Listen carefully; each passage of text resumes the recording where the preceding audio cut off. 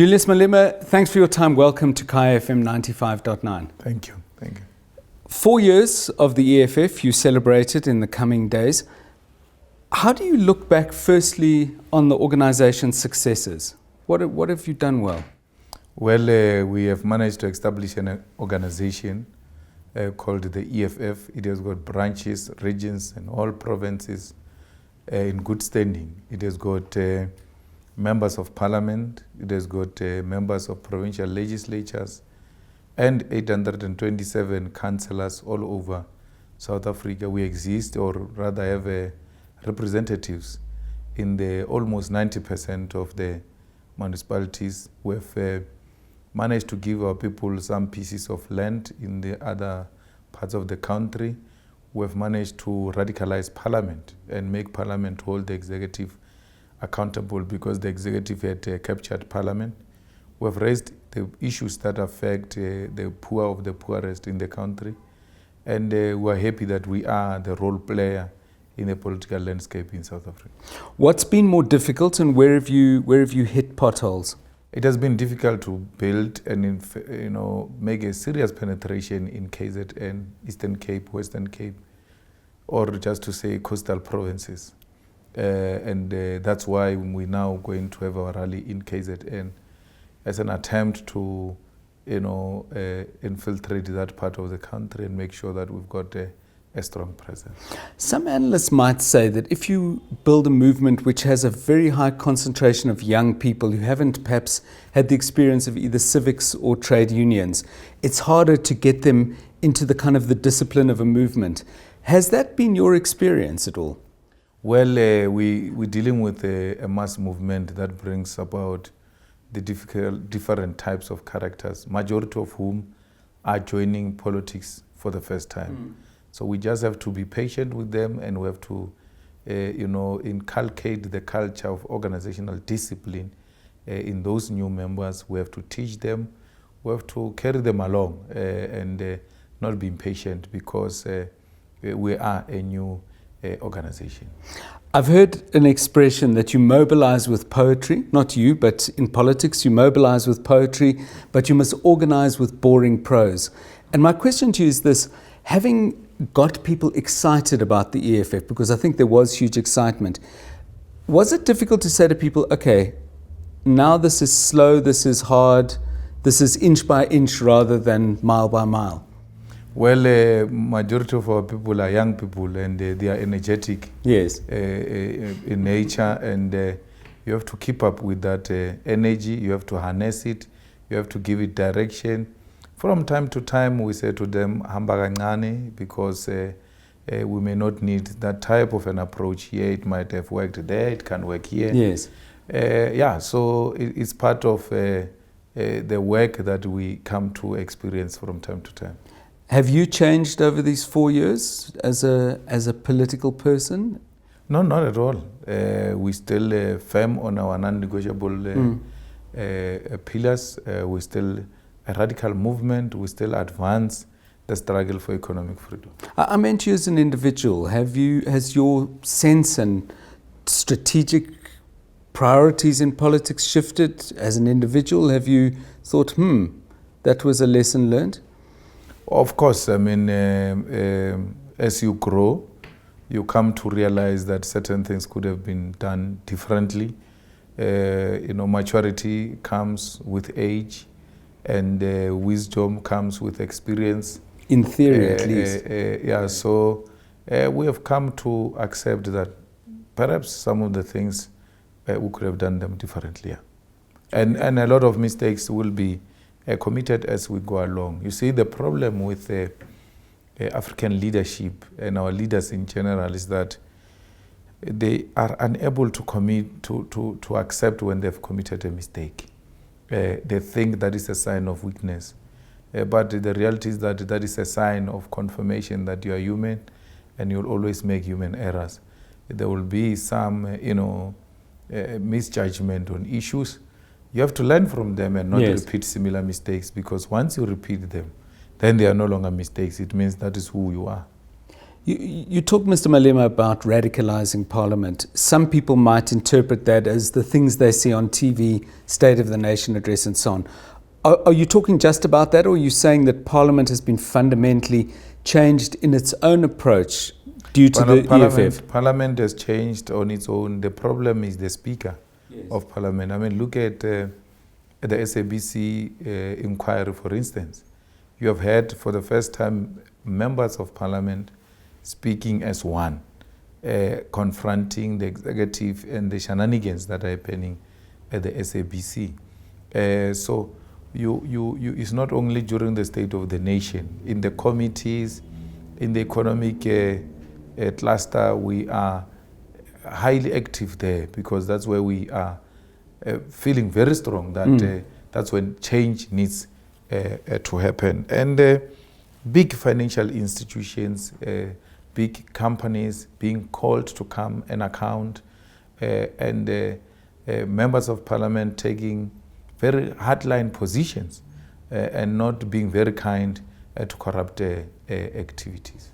What do you make of the ANC moving leftward, if I can use that expression, on certain positions and particularly on land? Are they doing it because those are their heartfelt beliefs, or are they doing it because if they don't, they fear electoral defeat? No, they don't believe in those things. We gave them an offer to amend the constitution and expropriate land without compensation. They did not accept it. Nkosazana Dlamini Zuma says she's accepting it, but she never criticized the ANC for having not voted with the EFF on the day we're talking expropriation of land without compensation. So they use it. It's not even used by the ANC, it's used by a faction in the ANC as their electoral theme towards December conference. The same thing with Cyril. Cyril says he's anti-corruption and all that. He wants a commission of inquiry. He knows that commission of inquiry will never come, so it's easier said than done.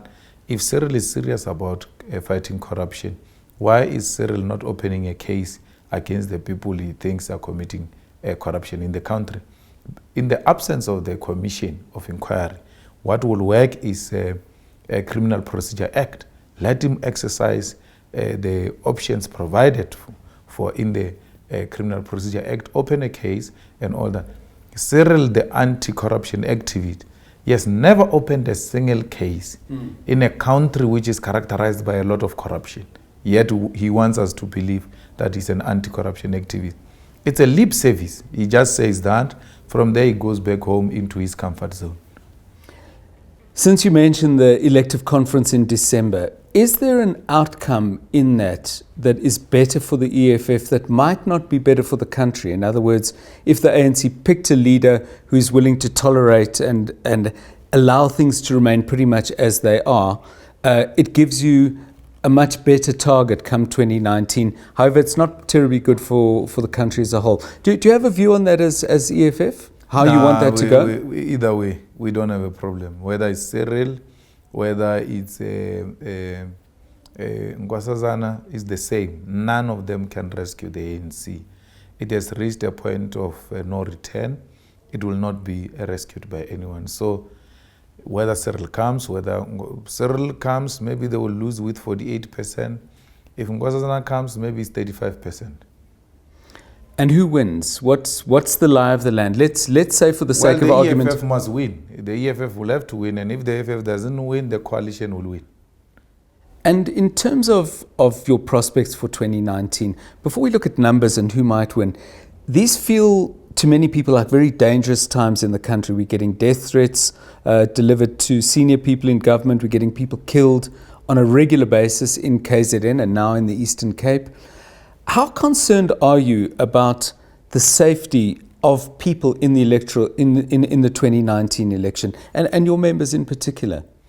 Well, when we joined the politics, we knew that the highest price to be paid is death. Yes. And we are not really shaken by what is happening.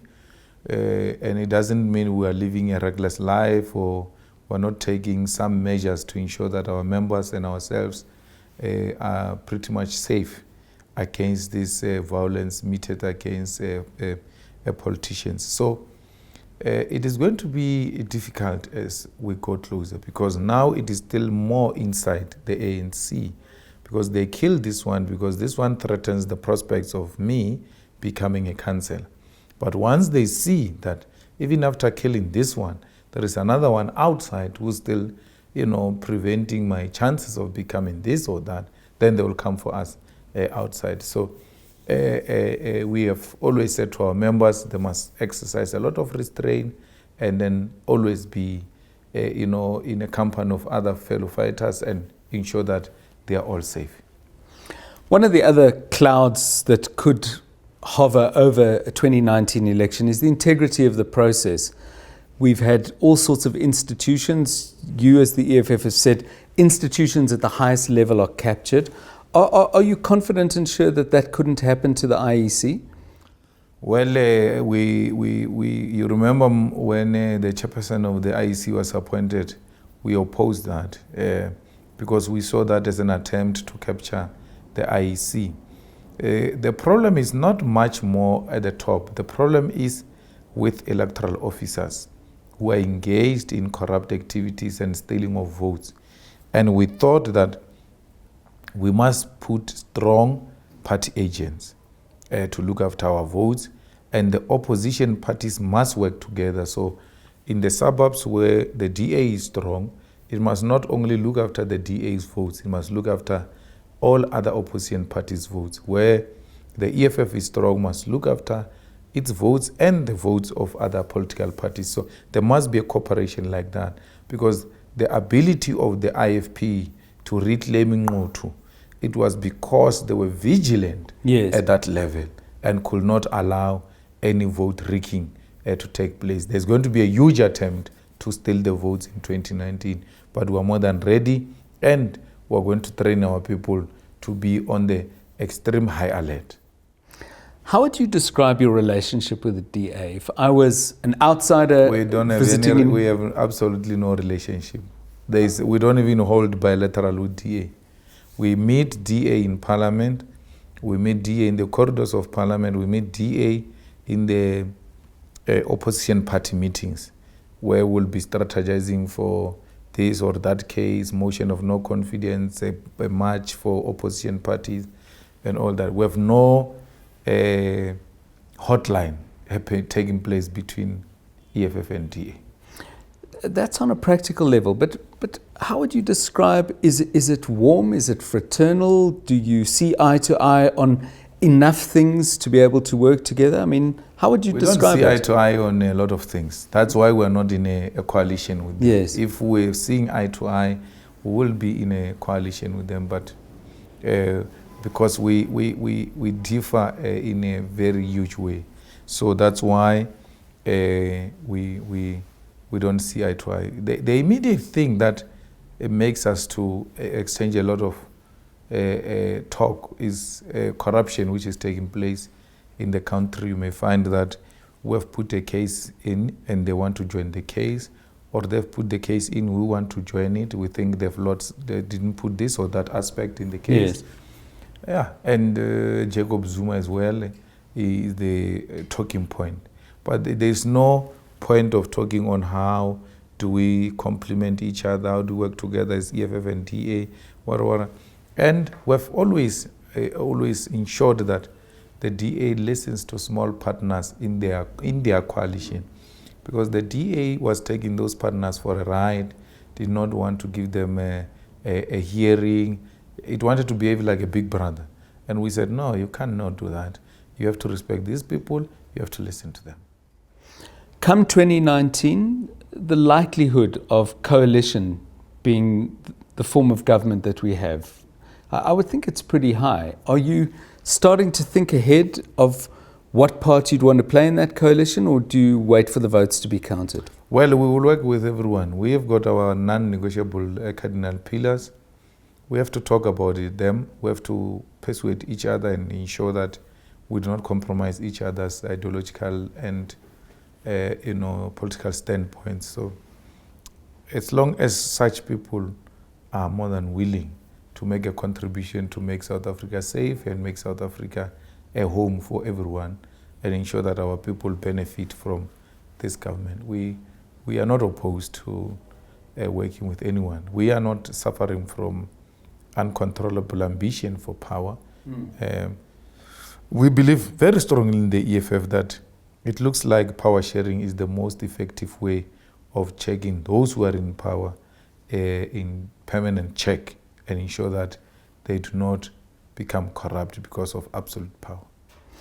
The battle against corruption and the battle against the president, which is something that the EFF has been leading the charge on, how would you describe the state of play now? What if you were to give a state of the corruption battle address, what would you say? Well, we are fighting corruption with everything we have. The unfortunate part of it is that law enforcement in South Africa is captured and the NPA is closed shop, is no longer existing except to prosecute petty crimes like shoplifting and those things. But otherwise, they are not doing anything. The works are useless, are not arresting prominent people who are involved in corrupt activities, even when evidence is presented before them. So the state institutions have been compromised, they are captured, and we are trying our level best to ensure that they do their job. And we will not stop from campaigning against corruption and exposing corruption everywhere where it takes a place, even though there is no response from law enforcement.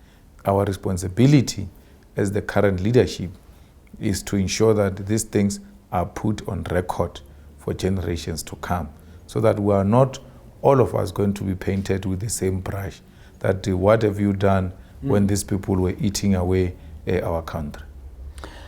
My sense, because I watched the press conference when you were briefing the media and through them the nation about your views on Transnet and what you'd found, that there was a degree of something that you were trying to convey to people, saying we cannot do this all on our own, that there has to be a certain point in which the country, either as groups of individuals or larger masses, step up.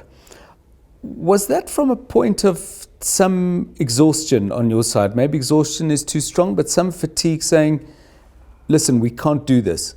No, my worry was that fatigue will start kicking in. Yes. Especially amongst the people who are engaged in this program of exposing corruption. And once fatigue kicks in, then corruption will be institutionalized, and then we become a banana republic. And I'm saying to the country, in most countries, once there are such things exposed, like the manner in which we were doing, they will be followed by some form of protest or some president or a minister stepping down. No.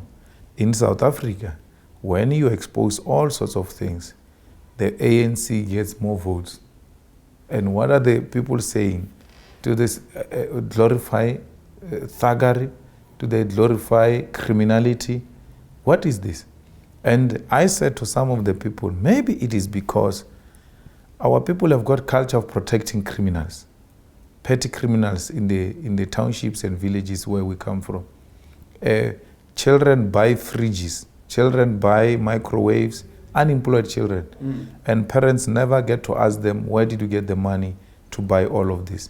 So we start by accepting crime in our own families. And that's why we don't have a problem of electing a criminal as a president. So that alone will demoralize these whistleblowers who are feeding us information with the hope that something will happen, but the negative keeps on happening.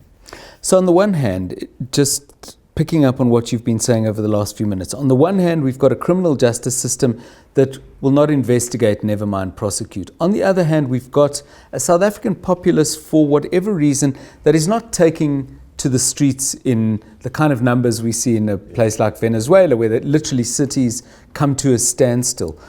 What then changes things? Does that mean you waited out till 2019? No. We have to work. We have to continue mobilizing people who are mobilizing them for the 8th of August. And We are mobilizing them now for the 29th of July in eThekwini. Everywhere we are going, we must conscientize society. We must say to society, there is a rot which is taking place, and you guys have to stand up and do something about it. 2019 is a product of the work being done before the actual year of elections. I want to turn to something different, Mr. Malema, and ask you about your conversations with business over the past 4 years. I think you indicated early on that you're happy to meet corporate captains, women and men at the top of the commanding heights of the economy.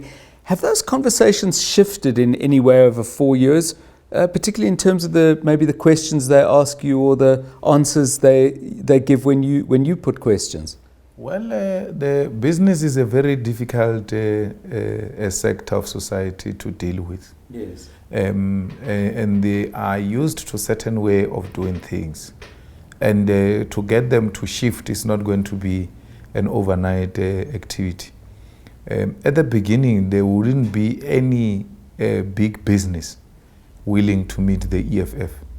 There wouldn't be big business willing to even come here into the offices of the EFF. But today, EFF is in a permanent exchange with big business, with the Johannesburg Stock Exchange, with the big captains of the industries, trying to persuade them to start doing things differently, empower their workers, give some shares to their workers, empower the communities where they are conducting their business, to also contribute towards the redistribution of the land and agree to it, and whether it is through expropriation without compensation or not, let them make their input and let their input be heard. Let the conversation also take place from amongst business people. So the attitude has changed a little bit, and there is that element of recognition. Are they more willing to support you financially? Well, we are reluctant to take money of big business. Because you know that there's saying that says the hand that feeds you controls you. And we've not been receiving money from a big business. We have been receiving some money from individuals who are pretty much middle class and not the owners of the means of production. If we meet again in another year's time, the EFF will be 5 years old. What would you like to say is the point that you've reached? In other words, the next 12 months, what are your specific goals?